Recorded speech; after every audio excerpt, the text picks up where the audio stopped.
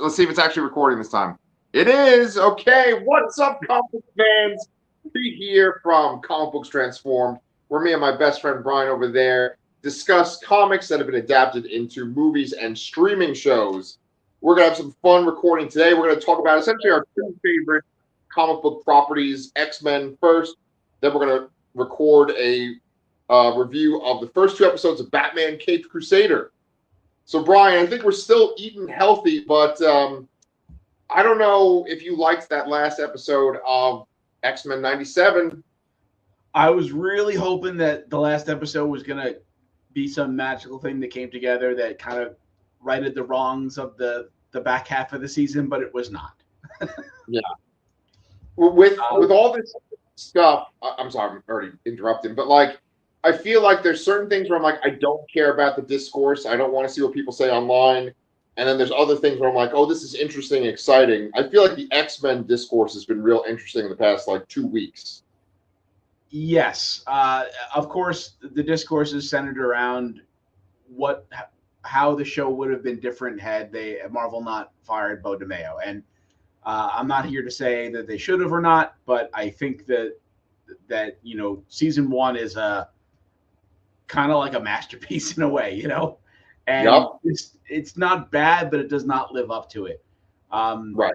We had a stronger first few episodes, and it kind of like peaked with episode 4 with that two-parter, and it's kind of been downhill since there. We've had nothing but one-off since then. They did not really do a great job of moving the overarching narrative forward. Yeah. And then everything feels so incredibly rushed. And it also felt very rushed last season as well. But there's I almost hate to say this, but like there may be too many characters. Yeah. I think the problem with I love cartoons that have lots of characters because it makes the world feel larger, more lived in, etc. But I think when you have something like that, you really need to have those characters that are just the background. And there certainly are those characters in this. Like most of X Factor is background essentially. But like there's so many great X-Men characters that you want them to focus on. And I just don't think anyone's properly getting served here. Yes, I do. Like who would you say were the main characters of this season? It wasn't consistent enough to where I'm like, oh, it's Gambit and Rogue and Scott and Jean, even though there were moments where it felt like it could be any of those. And I think maybe Cable, out of all characters, is maybe the one that is the most focused on. Yes, I would say Cable has a lot of focus. I would say Charles has a significant amount. Kurt, definitely, but more in a supporting role. And then I guess Rogue was a bit of a focus in the last 2 episodes, but not really the entire season. And outside of that, everything has been just like one-offs with everybody else. We had that first episode that was a very, very much Cyclops and Jean, and then, also Cable. And then we had the team in the past, which was mostly focused on Apocalypse, Charles, and Magneto. And then it was just like, the weird Weapon X one, the one with Danger, the one with I guess it was the Jubilee episode. That one was pretty good, actually. I'll say that. So that might have been episode 5. And then we had the Polaris episode, and then the Savage Land one, and then just the breakneck pace of the whole Gambit thing, and then this finale here, which I guess sort of connects, but it's just very disjointed with the whole Gambit's back, but Apocalypse is in Gambit's body. Yes, this confirms that there was just one Apocalypse in the room. Everybody was really banking on that being like a big twist and a surprise there. And then you had that kind of subplot with Val Cooper and an X Factor wanting to take over X Corp for whatever reason. And now this is kind of where you can get into that what was like projected from the Beau DeMayo version of this season, where largely the first few episodes were very similar, but they then were supposed to focus a lot on Charles being kind of more militant with X-Corp and kind of imitating Magneto a bit. And that's why Val kind of wanted to step in and kind of stop that from happening. But they didn't elaborate on that enough to understand why they wanted to stop them. I mean, it's just a building on Genosha. Like, that's all it was. What's the problem with that? Right. I agree. Sorry. I know I'm talking a lot now. But then ultimately it was all supposed to lead into something with Onslaught. And then there was a big battle at the end that included X-Men, X-Force, X-Factor, and the Avengers apparently too. We did see them in the background of another shot, like watching something on TV at some point. And that was also the wrap. Yeah, Charles was to turn into like Onslaught around, and he was gonna like make an assassination attempt on the recently elected President Creed. So it just sounded like that would have worked a lot better than what they had here. And it's still possible that maybe next season will be Onslaught, but I really hope they get kind of their priorities straight and figure something out, because so many characters were left behind here. No one really got a spotlight outside of, like we said, maybe like Cable, Charles, sort of like that. And I don't know. It's just I like when I saw like the Gambified Apocalypse, I'm like, man, this gives the Oscar Isaac costume a run for its money here. Yeah, that was rough. Yeah, I saw on social media they were like, we'd rather have this than Onslaught. And it's funny because Onslaught isn't this like super compelling, deep, interesting character. It's definitely there's that one guy I always share his YouTube videos with you. I can't remember his name's like Mr. Comic Wizard or something. You know who I'm talking about? That one guy who always talks about the war. Yeah, I think so. Yeah. Well, he always uses this term called rule of cool. And I think that Onslaught's one of those rule of cool characters where it's like they just kind of look cool and the concept of them is exciting, but that's about it. There's not like depth or a logic behind it. And so, I mean, I don't think that like Onslaught's presence would have made this better, but I think that what works so well in that first season is that it just kind of always feels like things are escalating, and then you sort of reach this explosion point at the end where the X-Men disappear. So you never really have this breath. Whereas this season, it feels like the explosion was Apocalypse killing Magneto. And then this sort of like, where do we go exactly from here?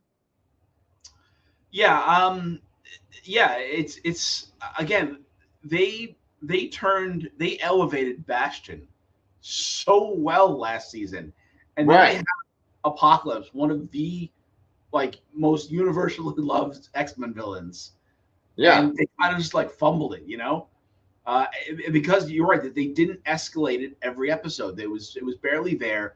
They didn't really talk about what he wanted to do. He said he was going to go back and strike the X-Men at their weakest in the 90s. And all he did was resurrect a dead mutant to eventually inhabit. And I was talking last week about why Rogue, like why is he focusing on Rogue so much? I thought there was going to be some twist with that. I thought that Chandra's seed that was in Rogue was going to play some role of some kind, but not really. It's just like they used Gambit just so they can have sort of that emotional connection that with Rogue, that kind of emotional like quandary there, oh, he's back, but he's dead and he's evil, whatever. Like why Gambit? Why not use a living mutant? Why?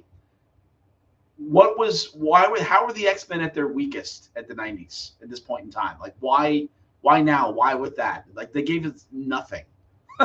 Yes. And what the fuck does Rogue even do? Because I mean, I understand she like draws Apocalypse out of Gambit, and then she like makes him into a gem. I'm like, what the fuck is that supposed to be? Yeah, I'm assuming, I'm hoping that's like an Apocalypse seed, and that like this is my pipe dream. It's like that's an Apocalypse seed, and next season there's going to be the Dark Angel saga. Like that's what I want. But there's 100% no way they're going to do that. And if they do it, they're going to do it in like half an episode or something like that. Right. Of course. But it's like, what are they even doing next season? Because the stinger or is it a stinger? Whatever. Yeah, it's a stinger. The stinger at the end is that like Mystique is back and she's impersonating Val Cooper. And I just feel like in terms of escalation, we go from like Bastion, who's like connected to Nimrod and this whole like Sentinel future. Then you have Apocalypse, which is this like sort of ancient power that also is very powerful in the future. And then you have Mystique. And it's like, it's like you're not in the same league. You know, Mystique's awesome. Yeah, Mystique is awesome for sure. I still think they're gonna. I really assume they're still gonna lead up to this idea with Onslaught, and it's gonna culminate around something with the actions of Graydon Creed and Mystique doing something. I mean that Graydon Creed is that's her son. So I mean, although he's anti-mutant, she's pro. I don't know. I have no idea how they can do it, and I don't have as much faith as I used to. But I still think maybe they can pull out a decent story out of it potentially. Yeah, but like they're having Graydon Creed be the president. I think that in Bo DeMayo's version of the story that happens too. But Graydon Creed as president is just like Wilson Fisk being mayor. And it's like this thing where it's like, okay, obviously it's Trump. It's like, okay, Trump is the president. And I know it's something worth talking about, and we live in unprecedented times, but I'm also just kind of tired of seeing these stories where it's like, they elected the worst possible person they could elect. It's like, I know, I fucking live it every day. Can we tell some other story? I'm getting a little tired of it too. Right? So there's that. And then, like, from what I heard, they were going to do the Age of Apocalypse next season too, where I think they were saying that Polaris was going to go back in time and try to stop Charles from becoming Onslaught, and then that accidentally kills him, and then that's what leads to the Age of something with the fishing boat or something. Yeah, I remember reading that too. Yeah, but I don't know. Maybe they do a season. Maybe they stretch out this whole Onslaught idea, and then have that lead into Age of Apocalypse. Maybe so that's season 3 and 4 there. Yeah, to me it feels like they like hyper like crammed so much different X-Men history into 2 seasons, but then at some point they're like, oh, we got to pump the brakes on this, and so they went from like it being super like just, oh my god, they're doing this storyline and this storyline, and then that only took 1 episode, to like, okay, let's pump the brakes for a second, and now we're gonna have Mystique and I guess the Brotherhood of Mutants. I don't know. Yeah, no, it's I'm not as high on this season for sure. I mean, of course, I will fucking watch it when it comes back, and I'll just kind of try to be hopeful about it. But my faith has been shaken a bit. Well, should we talk about fucking Nightcrawler dying? Oh my god, yeah. So I should have realized that the second he's had that line about there must be a sacrifice. But yeah, that did shock me a little bit. But again, it felt like it was like just like a shock value kind of thing. And yeah, it was like, why are we doing this to poor Rogue? Yeah. First she loses. She lost Gambit, she lost Magneto, and she gets Gambit back, but she loses her brother in the process. It's just like, leave her alone a little bit. Yeah. And I get why they killed Nightcrawler, because Nightcrawler did die during like Messiah Complex. I think that was the one that was the name of that crossover. Yeah. And that had Bastion in it too. Bastion's the one that kills Nightcrawler in that crossover. It's kind of closer in time to where we're at in the show right now. It's like that, we haven't hit that decimation point, and I don't know if we're going to hit that in the show or not. But it's weird because it like almost like very faithfully follows the X-Men history, but condenses it into like one fucking year versus like decades worth of comics. Well, it remixes and condenses for sure. I think is a better way to put it. But yeah, it's God, I hope they don't go to Decimation. I didn't like Decimation.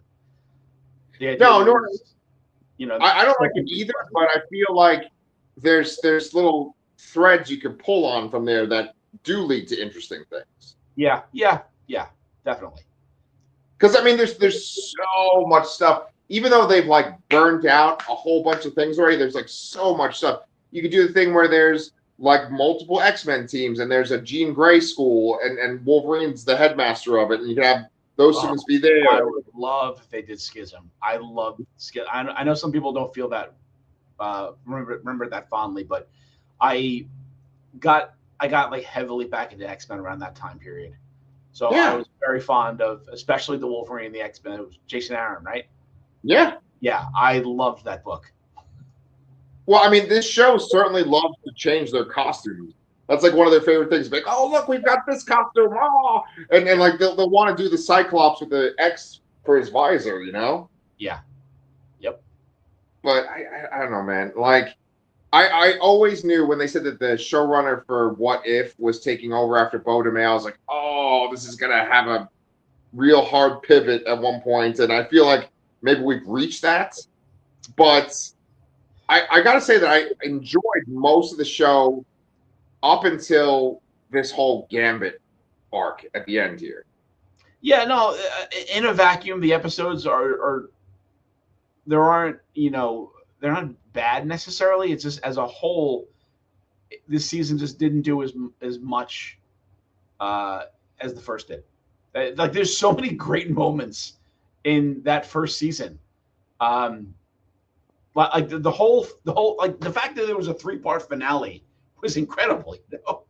Yes, there was Magneto's speech in episode 2. There was the whole remember it, that whole thing. So many great things, and then I just try to think back to this. I'm like, what was really great about this season? Like, they just kind of like lightly touched on everything there, and they just, if you're a fan of any particular character, like, you were not served in this season, I think. Yeah. No, that's a good like summary right there. But I can point out some parts that are really good. I think that when Apocalypse kills Magneto on the sands, 100%, that's the best thing in the season. Yes. Yeah, but I think there's other really great moments too. I think that when Jubilee escapes from X Factor custody, great moment. I think that Nightcrawler kicking everyone's ass as when he's possessed was amazing. Right. But I feel like these are all just some brief little animation scene. Well, no, the Magneto and Apocalypse thing was like on par with season 1. Yes. But I think that was probably the only moment that's on par with season 1. I know. I agree with you on that. But I also think that scene where Wolverine's team that went to Weapon X is flying back and Morph has that realization about Wolverine, I think that's a great moment. Yeah, it's pretty good too, yeah. But again, it's so isolated. I'll give you that. Yeah. I think that episode was one of the ones that was like felt super rushed. Like, that should have been 2 episodes. 1000% that one. Yes. I mean, if we're just still focused on this one episode, this finale, I did like when Gambit is free of Apocalypse, and then he's not free. No, he was in a hospital bed, and he comes out of the hospital bed, and then he basically like takes out X Factor by himself. I thought that was really cool. That was pretty cool too. Yeah, and that's probably why they had him dressed in his uniform in the hospital bed, so he could get up and kick X Factor's ass. Yes. He's not wearing like a hospital gown. Like, oh, look at my dick, mon ami. Like, throws a card, It's funny too. We're also going to talk about Cape Crusader in a little while here, and this, because it's Amazon. There's a scene with where Rupert Thorne gets out of the shower. I'm like, oh god, they're not going to show a dick again, because I've seen so many dicks on Amazon shows. Yes, bring on the Rupert Thorne dick. Nah, I mean, it was I liked that of part of the episode. Nightcrawler's death, honestly, it just felt so weird to me too, because there's not like that sort of like that crescendo of music, and then like the light sort of fade. The scene does end with the light becoming super bright, and that's the end of the episode, right? But it's such a weird scene because he's just like floating in space in front of a celestial face, and then he's like, "I guess I'm dead," and that's like the whole thing, like, I mean, he says that line of "I had faith," which I knew that was coming when the Celestial's like, "How do you know this is going to make a change in their lives?" And he's like, "I have faith," but then it feels so weird that that's where it ends. You know what I'm saying? Yeah, and just to kind of pick apart that whole price thing too. They walk in there and they say like, "Oh, you don't come out of there without paying a price." And I guess Apocalypse sort of pays a price, but it's very different. He essentially goes in there, gets his magical girlfriend transformation, and then he's ultimately a slave of the grand plan of the Celestials, evolving humanity, I guess. So like he's ultimately a pawn in a Celestial plot in a way. Yeah, and that's his whole existence is based on that now because of that. But then it's like, well, why is there like I can come in there and sacrifice my life and get some power? Like it's just like a weird thing. Like I wish they didn't go that route to solve the problem of Apocalypse. Yes, I agree. And honestly, because at one point, Cable shoots Gambit in the head. And I was like, okay, well, what's going to happen is Apocalypse is going to take over and Gambit's going to come back to life. They're not just going to be like, Gambit's dead, right? And then, like, when he comes back to life, he turns into that weird Apocalypse Gambit. Everyone gets, like, possessed by Apocalypse. I thought that Charles was going to become Onslaught in that moment. And that was going to be, like, this kind of season finale cliffhanger right there. I guess that could have worked, but I don't think it works having him turn to Onslaught against a villain. He needs to be doing something nefarious in a way, something that can be viewed as bad, and that he's corrupted in a way. I don't think Onslaught would emerge in order to save people. Right. No, you're 100% right. But I mean, all of a sudden this light is just flying in the distance, like from outer space. And at first I was like, what the fuck is it? I couldn't tell. And I was like, oh, it's Rogue. And then she just pulls Apocalypse out of Gambit. It just feels really anticlimactic, Yeah. And the second, there was a sacrifice mentioned, you kind of knew how it was going to go. Why was the characters that were there. And, it was just very telegraphed to me. And I don't know. I would like to see better overall. That's kind of my final input on it. Yeah, I guess my final verdict, and we can move on to Batman after this, is that it really just seems like when they let a creative cook and they have a vision, that's when we get something good with this Disney Plus stuff, like Andor, like the first season of the show. But as soon as they bring in someone that like toes the company line, it's just it loses its soul, Yep. Yeah. I don't know. Okay. Wow, what a fun way to end this season of X-Men 97. Yeah. Oh well. Well, luckily we could talk about Batman: The Caped Crusader, which is on Amazon, like Brian said. If you guys want to check that out, we're gonna go do our review. We also got Lanterns coming out soon that we're gonna start reviewing on this channel too. So we've got stuff. Make sure that you subscribe. We could always use a like, use some comments. And we promise, whether it's cartoon or real life, we'll show you some dicks next time.